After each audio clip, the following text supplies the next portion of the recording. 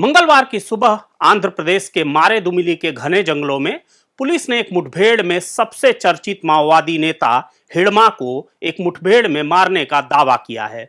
Andhra Pradesh police की खुफिया विभाग के एडिशनल डीजीपी महेश चंद्र लड्डा के मुताबिक घटनास्थल से हिड़मा के साथ उसकी पत्नी का भी शव मिला है। यह वही हिड़मा है जिसके नाम पर केंद्र और अलग अलग राज्यों की सरकारों ने मिलाकर 1 करोड़ रुपए से ज्यादा का इनाम रखा हुआ था और जो एनआईए की मोस्ट वांटेड सूची में शामिल था। लेकिन यह आदमी था कौन जिसकी मौत को लेकर पुलिस के चेहरे पर राहत है।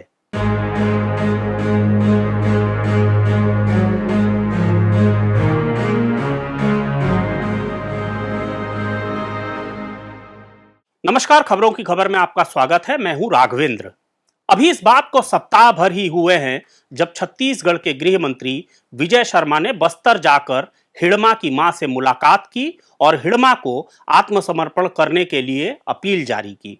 अब जबकि हिड़मा के एक मुठभेड़ में मारे जाने की बात सामने आ रही है, तब छत्तीसगढ़ के सुरक्षा बलों ने भी शायद राहत की सांस ली होगी। लेकिन पहले देखते हैं कि जब छत्तीसगढ़ के गृह मंत्री विजय शर्मा हिड़मा के गांव पहुंचे, उसके बाद हिड़मा और देवा की मां ने क्या अपील की थी।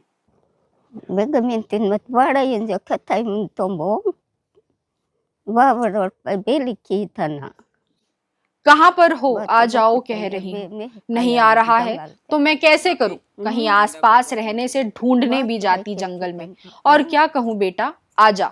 नहीं आ रहा है तो मैं कैसे करूँ? आजा ही बोल रही हूँ, घर आजा बोल रही हूँ। ढूंढने जाती आसपास, कहीं रहने से जाकर ले आती। यहाँ घर पर ही रहकर कमाई करके जिएंगे। बोली थी मत जाओ, किंतु चला गया। घर में कमाई करके जिएंगे। बोली कि घर में ही नांगर कूली करने वाले कोई नहीं है, फिर भी चले गया। क्या करेंगे हम लोग? घर आकर सरेंडर करके घर में कमाई करके खाएंगे। घर आने से अच्छा रहेगा। ऐसे ही मैं बोली कि घर आ जाओ। कुछ दिन पहले भी बोली हूँ, कहीं आसपास रहने से ढूंढने भी जाते, लाने जाते। मैं कहाँ ढूंढूं? अब हिड़मा की मां की उम्मीद कभी पूरी नहीं होगी। छत्तीसगढ़ के गृह मंत्री ने आज हिड़मा के मारे जाने के बाद एक बयान जारी किया है और फिर से माओवादियों से आत्मसमर्पण की अपील की है। ये जो सूचना आई है ये बहुत महत्वपूर्ण है इस विषय पर कि आने वाले 31 मार्च 2026 तक सशस्त्र नक्सलिज्म समाप्त होना चाहिए। इस विषय को लेकर जो अभियान केंद्र की सरकार, माननीय केंद्रीय गृह मंत्री अमित शाह जी और राज्य की सरकार माननीय विष्णुदेव साय जी के नेतृत्व में और सारे ही राज्यों में ये काम जो किया जा रहा है, इन सारे ही विषयों को लेकर के ये महत्वपूर्ण सूचना है। एक ही गांव है पुअर्ती, जिसमें हिड़मा भी वहीं के हैं और भारतीय देवा भी वहीं के हैं। सभी परिवारजनों से मुलाकात हुई। बहुत सामान्य जीवन सबका है। सबने कहा कि वापस ही आना चाहिए, वहां कोई अर्थ नहीं है। और फिर से आपके माध्यम से इस बात की मैं अपील करता हूं, दक्षिण बस्तर के हमारे कुटरू क्षेत्र से, हमारे पामेड़ क्षेत्र से, हमारे भैरमगढ़ क्षेत्र से, सुकमा जिले के जगरगुंडा क्षेत्र से जितने लोग हैं सब पुनर्वास करें। 1 मिनट की चिंता न करें। एक सूचना पर ही कॉरिडोर क्लियर करके दिया जाएगा। एक सूचना पर ही आपके आने तक की व्यवस्था सुनिश्चित की जाएगी। परंतु हथियार के साथ आइए, हथियार के साथ आकर पुनर्वास करें। सरकार की तरफ से इस बात को पूर्ण आश्वासन के साथ मैं कहता हूं कि आपके मान सम्मान की भी चिंता करेंगे।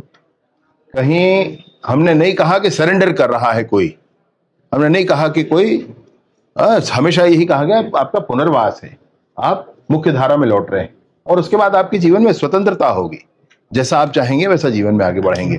सिर्फ ये है, ये खून खराबा छोड़कर, ये हथियार छोड़कर, हथियार लेकर जंगल में घूमना, शिक्षा दूतों का गला काट देना, ये स्कूल के बिल्डिंग को बम से उड़ा देना, ये जंगलों में नदी के किनारे, तालाब के किनारे और सड़कों के नीचे आईईडी बिछा देना, ये सब समाप्त होना चाहिए। बस्तर को खुलकर सामने आने दें। वो महानायक की तरह उभरेगा। बस्तर के युवा बहुत सक्षम हैं, वो बस्तर संभालेंगे। एक नारा उनके बीच चलता है आजकल, हमारा बस्तर हम संभालेंगे, और ये बस्तर के युवाओं का नारा है। मैं सोचता हूं कि बस कुछ ही दिनों में बस्तर एक जायंट की तरह उभर कर सामने आएगा और बस्तर के लोग लघु वनोपजों के आधारित जीवन जीने वाले हैं। उनके लघु वनोपज के संग्रहण, प्रसंस्करण और विपणन, इस सब में वो आगे रहेंगे, दुनिया में आगे हो जाएंगे। लॉजिस्टिक्स उनके लिए अवेलेबल होगा, उनके लिए मार्केट अवेलेबल होगा, गांव तक स्कूल, अस्पताल, बिजली, पानी, सड़क पहुंच पाएंगे, मूलभूत सुविधाएं पहुंच पाएंगी। और विशेष बात जो ये है कि बस्तर के हर एक गांव के कोने कोने तक भारत का संविधान लागू होगा। छत्तीसगढ़ में हिड़मा कम उम्र में ही एक ऐसा नाम बन चुका था जिसके किस्से बस्तर में चर्चित थे। नक्सल विरोधी अभियान के इतिहास में आज दिनांक 18 नवंबर 2025 काफ़ी एक निर्णायक दिन स्थापित हुआ। आज दिनांक को छत्तीसगढ़ आंध्र प्रदेश बॉर्डर में अल्लूरी सीताराम जिला, मूलतः आंध्र प्रदेश राज्य का जिला है, उधर एक पुलिस नक्सली मुठभेड़ में 6 माओवादियों को मारे जाने का जानकारी आंध्र पुलिस ने कंफर्म किया। उनकी शिनाख्ती में सबसे most wanted Maoist cadre Madvi Hidma, वर्तमान में सेंट्रल कमेटी मेंबर और पूर्व में PLG पटना नंबर 1 का कमांडर भी रहा। ना सिर्फ बस्तर इलाका में नक्सल विरोध अभियान के दृष्टिकोण से संपूर्ण भारतवर्ष में एक खूंखार माओवादी कैडर के रूप में उनका शिनाख्ती है और उनके ऊपर लाखों के इनाम भी पहले अलग अलग राज्य सरकार ने घोषित करके रखा है और एक आतंक का चेहरा बनकर विगत लगभग 20 वर्षों से दंडकांड स्पेशल जोन कमेटी एरिया के अलावा सीमावर्ती राज्यों में भी कई हिंसात्मक गतिविधि में प्रत्यक्ष रूप से और अप्रत्यक्ष रूप से शामिल रहा।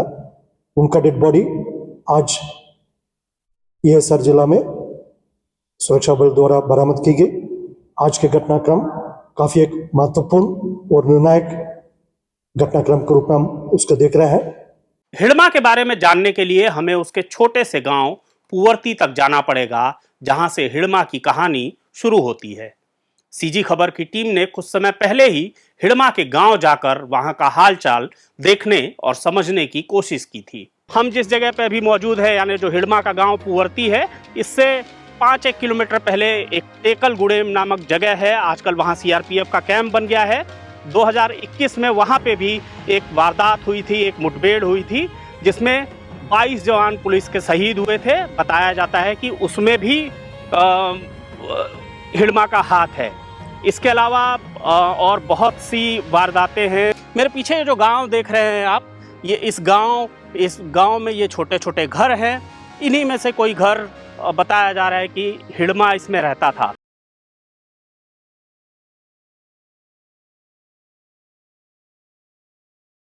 इस जगह से, इस गांव का ये जो चौक है, इससे एकदम नज़दीक में पीछे CRPF का कैंप लगा है, जो पिछले साल फरवरी में स्थापित हुआ था।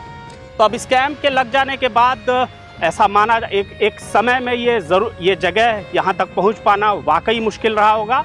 हम अभी जंगलों और पहाड़ों से होते हुए आ रहे हैं, लेकिन एक जो परिवर्तन दिख रहा है वो ये है कि यहाँ सड़क है। सड़क कच्ची है, लेकिन उसके बाद भी आप आराम से यहाँ तक पहुँच सकते हैं। लेकिन गांव की दशा में और कोई बदलाव नहीं आया है। जैसा कि आम बस्तर के गांवों में होता है, उसी तरह छोटी छोटी झोपड़ियाँ हैं, छोटे छोटे जानवर दिख रहे हैं।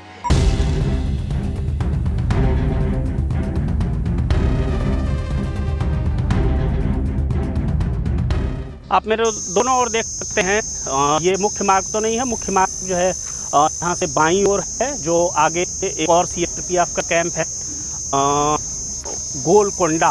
वो लगभग यहाँ से 5 किलोमीटर की दूरी पे है। मुख्य सड़क वो है, लेकिन गांव की अंदरूनी सड़क है और गांव की सड़क के दोनों पार छोटी छोटी झोपड़ियाँ हैं।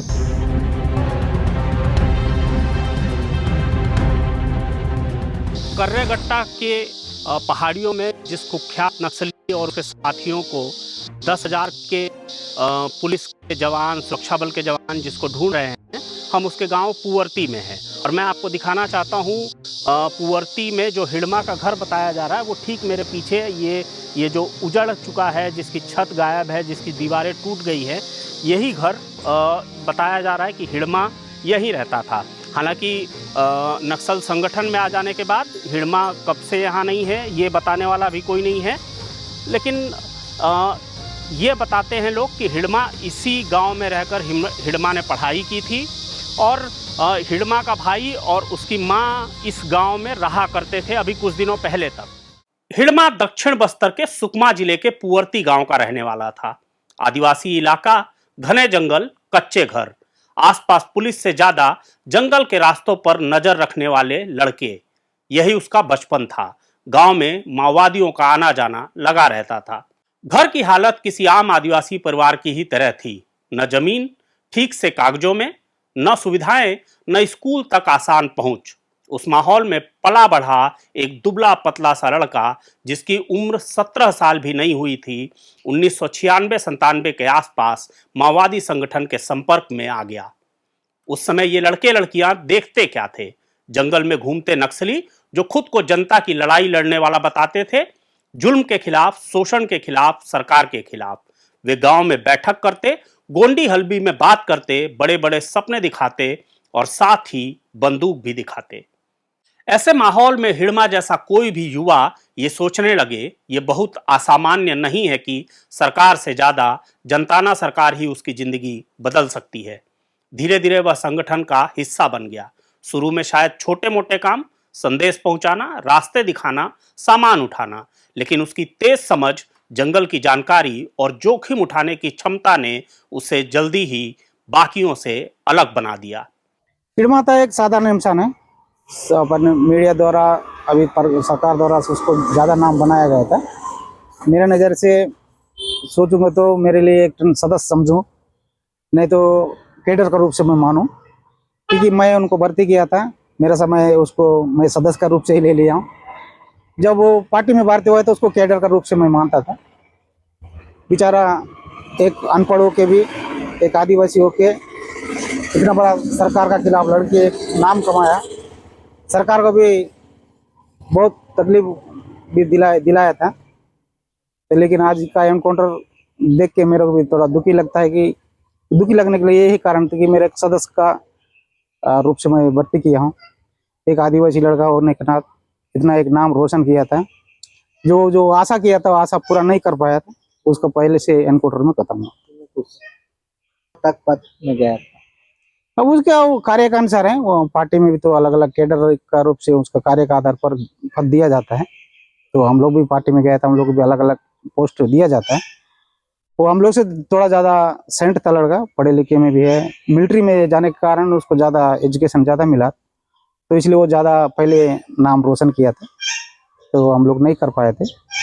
तो इसी कारण से शासन का नज़र में भी वो पहले निगरानी में आ गया था। पुलिस के नज़र में भी एक बहुत बड़ा खूंखार नक्सलेट का नाम से जाना गया था। तो इसीलिए आज एनकाउंटर हो बोल के मैं सुना था, तो उसका बारे में मेरे को भी थोड़ा चिंता है। चिंता के साथ भी बोलना पड़ रहा है, दुखी भी हूँ कि मेरे को ये दुखी बोलने के लिए कारण ये थे कि एक आदिवासी लड़का है ना, उसको ABCD नहीं आता था।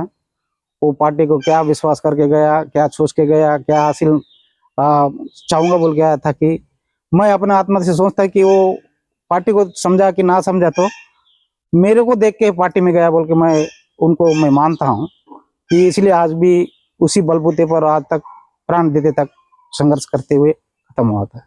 समय के साथ साथ हिडमा सिर्फ साधारण कार्यकर्ता नहीं रहा, वह माओवादी संगठन की सैन्य शाखा यानी पीपुल्स लिबरेशन गुरिल्ला आर्मी यानी PLGA की सबसे मजबूत टुकड़ियों में शामिल हुआ और देखते ही देखते कमांडर बन गया। कहा जाता है कि गुरिल्ला युद्धक रणनीति, घात लगाकर हमला, IED लगाना, जंगल के भूगोल का फायदा उठाना, इन सब में वह माहिर था। यही वजह है कि धीरे धीरे उसे बटालियन नंबर 1 की कमान सौंप दी गई, जो माओवादियों की सबसे ताकतवर सैन्य इकाई मानी जाती है। सरकारी रिकॉर्ड के मुताबिक हिडमा पर कई बड़े हमलों की साजिश और नेतृत्व का आरोप है। 2010 में दंतेवाड़ा में हुआ वह भयावह हमला, जिसमें 76 CRPF जवान मारे गए, उसके पीछे भी उसी का नाम आया। 2013 में छत्तीसगढ़ में कांग्रेस नेताओं के काफिले पर हमला हुआ, जिसमें कई बड़े नेता मारे गए।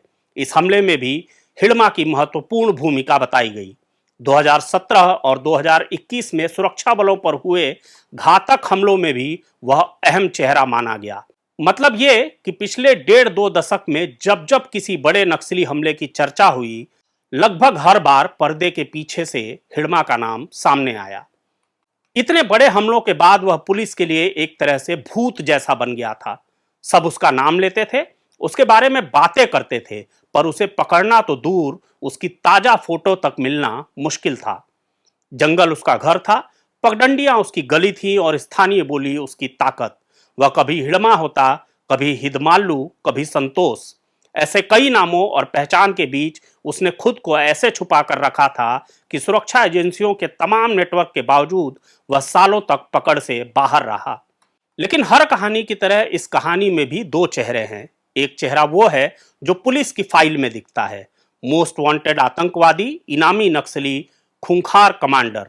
दूसरा चेहरा वह है जो बस्तर के कुछ इलाकों में लोगों की बातचीत में दिखता है।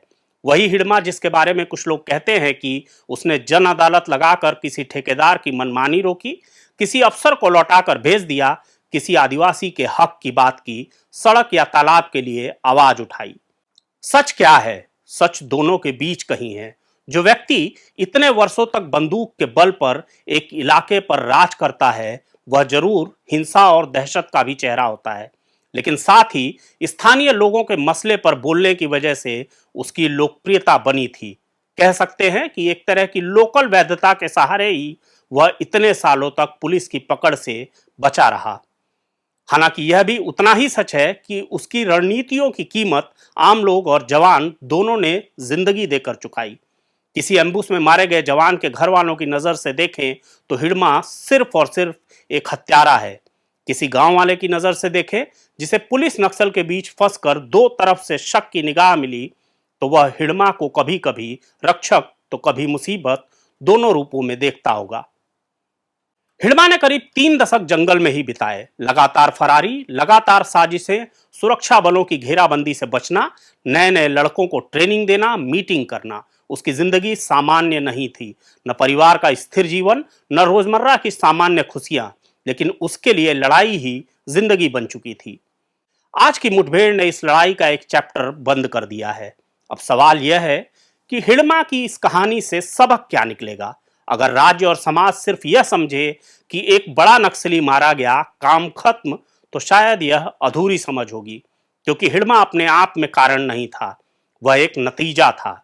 नतीजा उस लंबे इतिहास का जिसमें बस्तर और आसपास के इलाके विकास, शिक्षा, स्वास्थ्य और न्याय से लगातार पीछे रहे।